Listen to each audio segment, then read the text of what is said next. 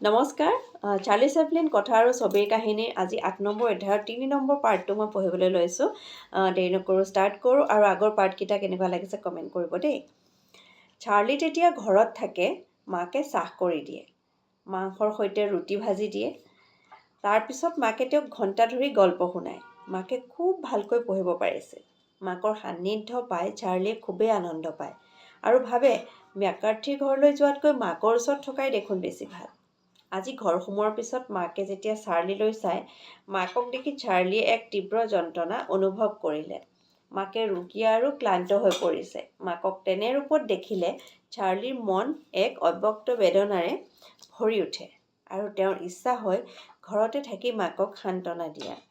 আকৌ পিছ মুহূৰ্ততে ভাৱ হয় সমস্ত দুখ যন্ত্ৰণাৰ পৰা আঁতৰি থাকি ক'ৰবালৈ গুচি যোৱাৰ। মাকে ভৎসৰ্ণাৰ চকুৰে চাই ক'লে, মেকাৰ্থিসকলৰ তালৈ নগলি যে কেলৈ? চকুলো ভৰা চাৱনিয়ে চাৰ্লিয়ে ক'লে, কাৰণ মই তোমাৰ সৈতে থাকিব বিচাৰোঁ।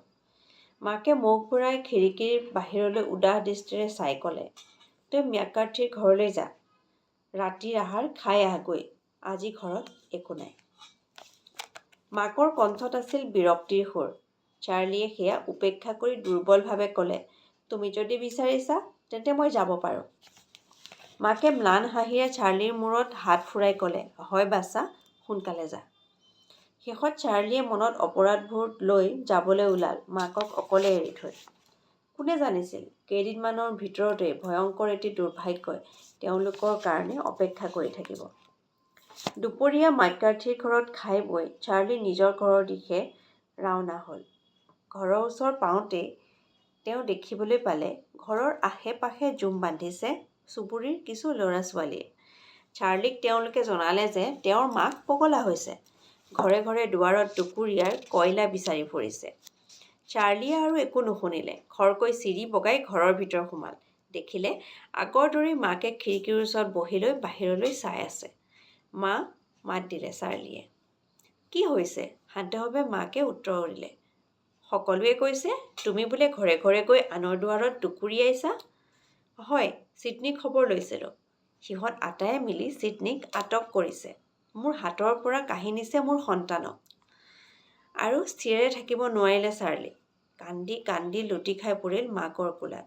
হিয়ানাৰ বাকী জীৱনৰ বহুখিনি সময় কাটিছিল মানসিক হস্পিটেলত। অৰ্থাৎ মাকে মানসিক ভাৰসাম্য হেৰুৱাবলৈ লৈছিল। মানুহৰ হৈ হাল্লাত চেপলিনে নিজক ঘূৰাই পালে। সেয়া সেইজনেই চেপলিন। বাঢ়িব লাগিল ভিৰ। যেন কিছু ভয় খালে চেপলিনে। তেওঁ দেখোন অকলে। তেওঁক চিনিব পাৰি হঠাৎ মানুহৰ ঢল নামি আহিছিল। কেনেকৈ চম্ভালি ল'ব তেওঁ? কিছু দূৰত এজন পুলিচ কৰ্মীক দেখি তেওঁ আগুৱাই আহিল। উৎকণ্ঠাৰে সৈতে জনালে, মই চাৰ্লি চেপলিন। ইয়াত থকা মানুহবোৰে মোক চিনিব পাৰিছে। অনুগ্ৰহ কৰি মোক এখন টেক্সিত উঠাই দিয়ক। চাৰ্লিক দেখি নৰম সুৰত উত্তৰ দিলে পুলিচ কৰ্মীজনে, চিন্তা নকৰিব, মিষ্টাৰ চেপলিন।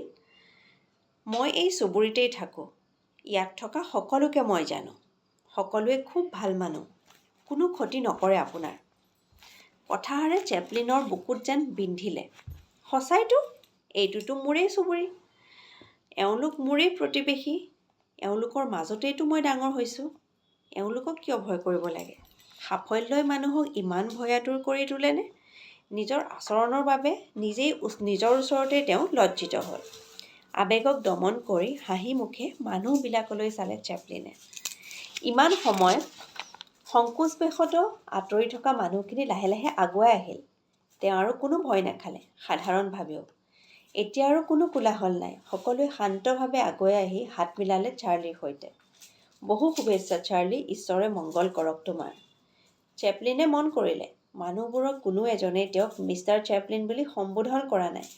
তাৰমানে ইয়াৰ সকলোৱেই তেওঁৰ আপোন। কেনিংটন ৰোড ধৰি হ্যামলিনৰ বাঁহীবাদকৰ দৰে তেওঁ খোজকাঢ়ি আগুৱাই গৈছে। পিছে পিছে আহিছে তেওঁৰে অতীতৰ আপোনজন। সেই পুলিচ কৰ্মীজনে এইবাৰ এখন টেক্সি মাতি পঠিয়ালে। গতিকে ৮ নম্বৰ চেপ্টাৰটো এইখিনিতে শেষ হৈছে। ৯-১০ নম্বৰ চেপ্টাৰটো মই আপোনালোকক নেক্সট ভিডিঅ'ত পাঠ কৰি শুনাম। আজিলৈ আহিছোঁ, বাই বাই।